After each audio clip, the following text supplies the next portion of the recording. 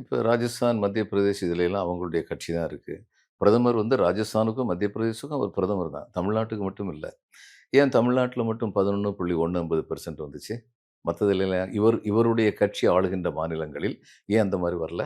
அவங்களும் வளர்ச்சி அடையலன்னு சொல்லல. இப்ப இவங்கலாம் யூபியலாம் 8.9% வளர்ந்திருக்காங்கங்கிறது வந்து மகிழ்ச்சிக்குரிய ஒரு விஷயம். ஏன்னா யூபியும், பீகாரும், ராஜஸ்தானும், மத்திய பிரதேஷும் வளர்ந்துருச்சுன்னா, இந்தியா வந்து ரொம்ப வேகமா வளர்ந்துரும். அவங்க தான் இந்தியா வந்து பின்னாடி நிப்பாட்டி வச்சுக்கிட்டு இருக்கவங்க. இன்னைக்கு அவங்க 8.9% யூபி வந்திருக்கிறது ரொம்ப மகிழ்ச்சியான விஷயம். ஆனா, அவ்வளவு பணம் செலவழிச்சு இரட்டை என்ஜின் சர்க்கார்ன்னு சொல்லி, அவங்க கேட்டதெல்லாம் கொடுத்து, அதுக்கப்புறம் அவங்க 8.9% வந்திருக்காங்க.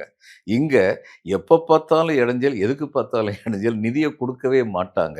இந்த கல்விக்குன்னு சொல்லி குடுத்துக்கிட்டு இருந்த நிலைய வந்து நீங்க நேஷனல் எஜுகேஷன் பாலிசிய ஃபாலோ பண்ணுங்க. இல்லன்னா குடுக்க மாட்டோம்ன்னு சொன்னது வந்து சட்ட விரோதம். இப்ப நான் வந்து 2020ல வந்து ஒரு ஸ்கீம் கொண்டு வந்திருக்கேன்னு சொல்லி வைங்க. அந்த ஸ்கீம் அப்ளிகபிள் ஆகும்போது, திடீர்னு 2023ல இன்னொன்னு கொண்டு வந்துட்டு, "நீ 2023 ஸ்கீம செஞ்சா தான் 2020 ஸ்கீம நான் குடுப்பேன் உனக்கு." அப்படிங்கிறது சட்டவிரோதம். அவங்க இது மாரி பல காரியங்கள் பண்றாங்க. இவங்களுக்கு எத்தனை இடைஞ்சல் பண்ணுமோ, அத்தனை இடைஞ்சல் பண்ணியிருக்காங்க. மெட்ராஸ் இது வந்து மெட்ரோவுடைய ஃபேஸ் 2க்கு வந்து அவங்க என்னென்ன இடைஞ்சல் பண்ணாங்கன்னு எல்லாருக்குமே தெரியும். கடைசியில என்ன ஆச்சு? "நீங்க வேணாலும் எடுத்துக்கங்க. மெட்ரோ மேனேஜ்மென்ட்டே எடுத்துக்கங்க. ஆனா எங்களுடைய வேலைய நிப்பாட்டாதீங்கன்னு" முதல்வர் போய் கேட்டாரு. இதான் சான்ஸ்ன்னு சொல்லி, now they have taken control of metro. அந்த மெட்ரோ 2ண்ட் ஃபேஸ் வந்து அவங்க கண்ட்ரோல்ல எடுத்துக்கிட்டாங்க. உண்மையில ஒரிஜினலா என்ன இருந்ததுன்னா, அவங்க குடுக்கிறதா கமிட் பண்ண பணத்த அவங்க குடுப்பாங்க. ஸ்டேட் கவர்ன்மென்ட் தன்னுடைய பணத்த குடுக்கும். Metro will be under the administrative control of the state. இன்னைக்கு அத மாத்துறதுக்கு முயற்சி பண்றாங்க. இந்த மாரி எல்லாம் இத்தனை இடைஞ்சல்கள் பண்ணியும் இந்த 11.19% தமிழ்நாடு அடைஞ்சிருக்கு. அண்ட் டபுள் டிஜிட்ங்கிறது இந்த ஒரு மாநிலத்துக்கு மட்டும் தான் வந்திருக்கு. வேற எந்த மாநிலமே டபுள் டிஜிட்ல வரல.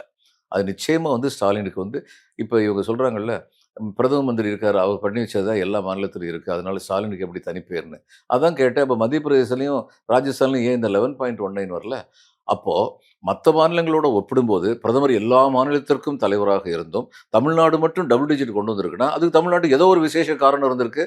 அது என்ன காரணம்? முத்துவேல், கருணாநிதி, ஸ்டாலின். அதான் காரணம். இந்த இந்த ஆட்சியில வந்து குறைகள் இல்லையா? திமுக ஆட்சியில் நிச்சயமா குறை இருக்கு. எந்த ஆட்சி உலகத்துல குறை இல்லாம இருக்கு? எல்லா ஆட்சியிலயுமே குறை இருக்கு. ஆனா, குறைய நிவர்த்தி செய்யணும் அப்படிங்கிற ஆர்வம் இருக்கா? அந்த குறைய நிவர்த்தி செய்யறதுக்கு நடவடிக்கை எடுக்கப்படுகிறதா? அப்படின்னு சொல்லி பார்க்கும்போது, இந்த தமிழ்நாட்டுல வந்து அது நடக்குது. எனக்கு பூரண திருப்தி அடையிற அளவுக்கு இங்க நடக்கல. நிஜம்தான். சில பட்டியலினத்தை சேர்ந்தவர்களுக்கு எதிராக இழைக்கப்படுகின்ற கொடுமைங்கிறது தொடருதே அப்படின்னு சொல்லிட்டு எனக்கு வருத்தமா இருக்கு. ஆனா, அதுக்கப்புறம் நடவடிக்கை எடுக்குறாங்க. விரைந்து நடவடிக்கை எடுக்குறாங்க. ஆனா, இறுதியாக நீதிமன்ற தீர்ப்பு வர்றதுக்கு வந்து டிலே ஆயிருதே. இது இன்னும் கொஞ்சம் வேகமா பண்ணலாமேன்னு எனக்கு வந்து ஆசை இருக்கு. ஆனா, இங்க நடவடிக்கை எடுக்குறாங்கல்ல,